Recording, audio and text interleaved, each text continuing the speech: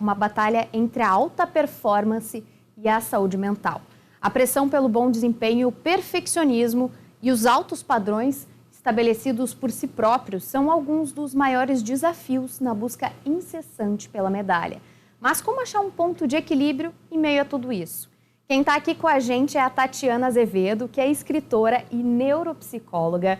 Boa tarde, Tatiana. Seja bem-vinda ao Conexão RS.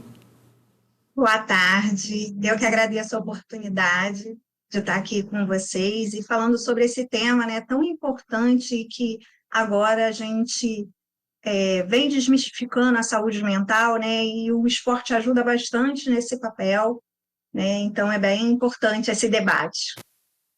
Tatiana, tu já atendeu algum atleta durante a tua carreira que teve esse conflito interno, essa pressão aí entre alcançar a alta performance e manter a saúde mental? Como é que foi?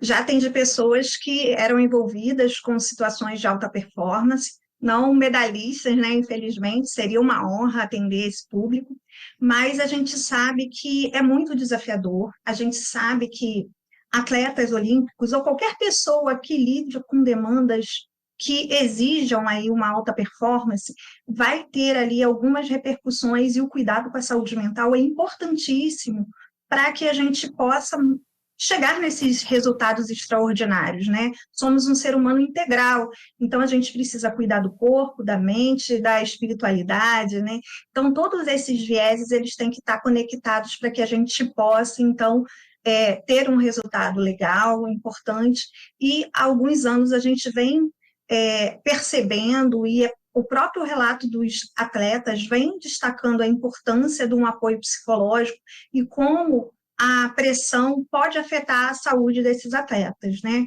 Eles precisam de muita coisa, então gerenciar esse estresse, essa ansiedade, trabalhar com a concentração, com foco, com a superação das adversidades, esse alto nível de exigência, as críticas da mídia, né, que também vem impactando. Então, todo esse cenário é bem complexo para gerenciar, né? Não é só a questão do próprio esporte em si que exige muito, né? Tem todo um contexto que também interfere aí nas questões da saúde mental. Com certeza. E Tatiana, quais os detalhes psicológicos que afetam a saúde mental desses atletas durante os treinamentos, enfim, essa pressão, né, por alta performance, o que pode afligir eles? Na verdade, a gente tem aí, para início de conversa, né, é a exaustão física e mental. Eles vão até o limite, né, e esse limite é muito tênue e a gente frequentemente pode ultrapassá-lo. Então, assim, é muito comum, né, o burnout ou o ciclo vicioso, né, do overtraining, que é esse excesso de estimulação e de treinos, né, essa pressão de estar sempre dando o máximo, isso tudo acaba sendo muito prejudicial. Isso pode trazer aí dificuldade de sono, crises de ansiedade, a gente pode ter também aí um vício ali, um excesso em relação à própria prática esportiva, né? Porque essa busca do alto desempenho pode ficar desenfreada, então são alguns problemas que a gente vê com frequência a própria depressão, né, que pode vir pelo excesso de cobranças, né, pela vida restrita e de abdicação que esses atletas precisam ter, né, para chegar nesse alto desempenho, e também após as competições, né, que tem aquela perda um pouco do propósito, né, já realizei aquela prova, aquele objetivo, e agora só vou ter outra daqui a um tempo mais espaçado, e aí perde um pouco ali essa sensação de conexão, de propósito, e até mesmo, né, nas fases aí mais avançadas da carreira, a insegurança em relação à própria carreira, o que vai ser daqui para frente, né, toda essa identidade que é criada enquanto atleta, e que quando a gente chega numa fase em que o corpo já não responde da mesma forma, né? A gente vem com essas dúvidas do e agora? Quem eu vou ser e o que vem nessa nova etapa de carreira, né? Então, são as principais questões, assim, que eu destaco, mas é claro que uma série de questões de saúde mental podem se desdobrar aí quando a gente vive nos limites, né? Certeza. Isso que tu disseste é muito interessante, a questão da identidade, né? Uma pessoa que viveu a vida toda competindo ali, praticando aquele esporte e que criou a sua identidade, a sua autoimagem a partir de tudo aquilo que ela entregou, né? Da eficiência, da performance dela durante a vida. Então, como a pessoa pode trabalhar, o atleta, né? Pode trabalhar o seu mental, o seu espiritual, o emocional, para que saiba que ser atleta é uma parte do que ela é e não um todo. Acredito principalmente que trabalhar o autoconhecimento, né, se autoperceber, planejar essa transição, o encerramento da carreira, né, ter um pouco da clareza. Pelos relatos que a gente vê aí nessas Olimpíadas, da própria Simone Biles, né, que fala de não vir ou talvez vir só em algumas categorias na próxima Olimpíada. A própria Rebeca também já fala, né, do peso que seria competir em tantas modalidades, em tantos instrumentos. Então, passa um pouco por ali, né? Como é que se faz essa transição depois do esporte para, né, a própria questão financeira que vem a partir dali, né? A gente sabe que a vida no esporte, em algumas modalidades, não requer ali uma sustentabilidade financeira de longo período, então fica um pouco desse receio, dessas dúvidas, mas tudo que é planejado, né, tudo que é bem pensado antes, a gente se prepara melhor e a gente sofre menos com as adversidades. É claro que a gente não tem controle de tudo, né, algumas coisas se processam de acordo com a vida mesmo, e a gente não tem como colocar tudo no nosso domínio, mas quando a gente se prepara e a gente reflete, com certeza a gente visualiza essas possibilidades e tem mais assertividade na hora de direcionar ali as nossas ações. E uma dúvida agora, eu já vi muitos psicólogos falando que quando a gente trabalha numa profissão que cansa a mente, a gente precisa cansar o corpo, praticar um esporte, né? Ter um hobby mais voltado a movimentar o corpo mesmo.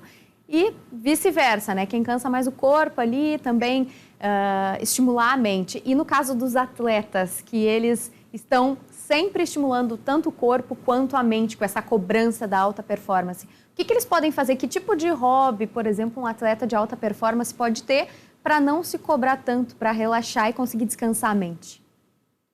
Assim, receita pronta é muito difícil, porque cada pessoa se conecta com alguma coisa. O que a gente recomenda, né? Buscar conexões que não exijam uma sobrecarga e um peso na sua realização. Então, coisas mais lúdicas, né? Atividades mais de lazer, de conexão com a natureza, por exemplo, podem ser mais interessantes, né? Viés artístico, mas cada um as suas preferências. O que eu recomendo, não só para os atletas de alto desempenho, mas todo mundo que lida com um alto nível de cobrança, e a vida moderna, né, faz isso, acho, com todo mundo, é a gente buscar suavizações para uma rotina que seja bastante exigente. Então, o que traz ali bem-estar?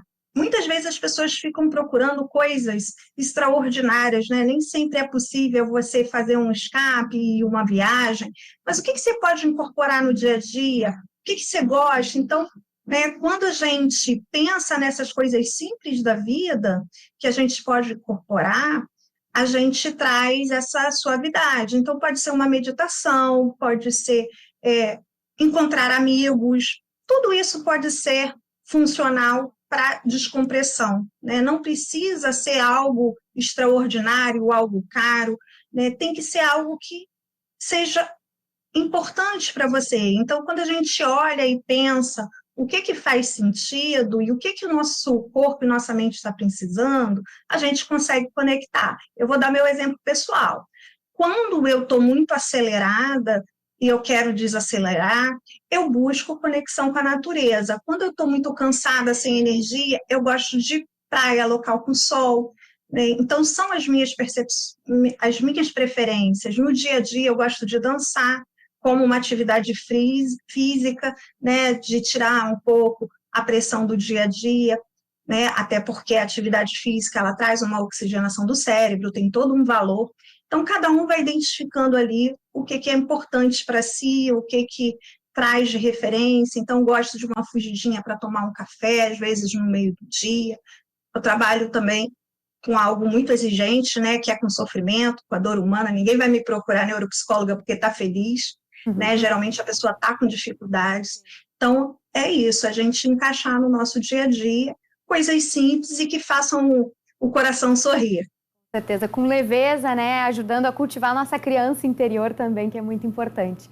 E Tatiana, como os técnicos e colegas desses atletas podem ajudá-los nesse processo? A rede de apoio é muito importante, né? A gente precisa ter relacionamentos positivos, né? O técnico, ele contribui não só com os elementos ali do próprio esporte, dando as dicas, mas também ajudando ali na mentalidade de sucesso, né? Contribuindo para essa alta performance. Os coaches, né? No esporte, eles sempre tiveram esse papel importantíssimo, motivacional, né? E com certeza eles criam também uma relação pessoal com o atleta na qual ele está ali direcionado, assim como amigos e a família, dão toda uma rede de suporte, né? A gente sabe que os atletas lidam com muitos desafios, muitas vezes tem a própria questão da mídia que é excessiva, que se concentra, às vezes, em aspectos que não seriam tão relevantes, né? Como o cabelo de um atleta, como a questão da aparência física, do peso, né? Tem tantas coisas que são faladas e que são discutidas e que vulnerabilizam, né? Então, essas redes de apoio são muito importantes, principalmente, né, porque vão dar o acolhimento, vão dar o suporte, a família também vem como base. Então, a gente tem todos esses elementos que vão contribuindo e que vão trazendo ali de alguma forma, são fatores protetores para a saúde mental do atleta. A gente tem aí a possibilidade das crises de ansiedade, que podem ser muito comuns, o que a gente chama de twitches, né, que foi o que a Simone Biles teve lá no Japão, onde há uma desconexão da mente com o corpo e paralisa. Pode ter as quedas, podem ter várias coisas, né, e a execração pública ela vem muito fácil.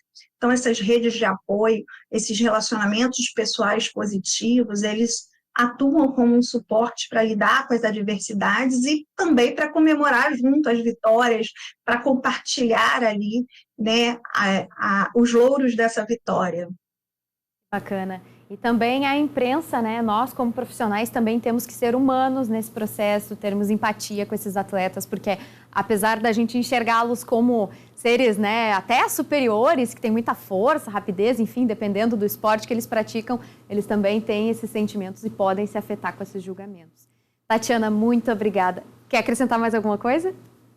Não, agradeço a oportunidade, né? E eu acho que essa discussão ela não termina aqui, né? Ela vai ressoando e é muito importante realmente a gente ver isso sendo discutido e esse acolhimento acontecendo, o suporte psicológico no esporte crescendo e o estímulo também, né? Para que todos pratiquem, isso realmente vai fazer a diferença não só para o resultado dos nossos atletas, né, mas também para que a gente possa aí brilhar no alto do pódio mais vezes. Com certeza. Tatiana, mais uma vez, muito obrigada pela participação, por compartilhar um conhecimento tão rico com a gente e até a próxima. Eu que agradeço. E olha, a gente vai para um intervalo rapidinho e na volta falamos sobre um estudante gaúcho que recebeu um prêmio em uma competição internacional. Ficou curioso? A gente já te conta.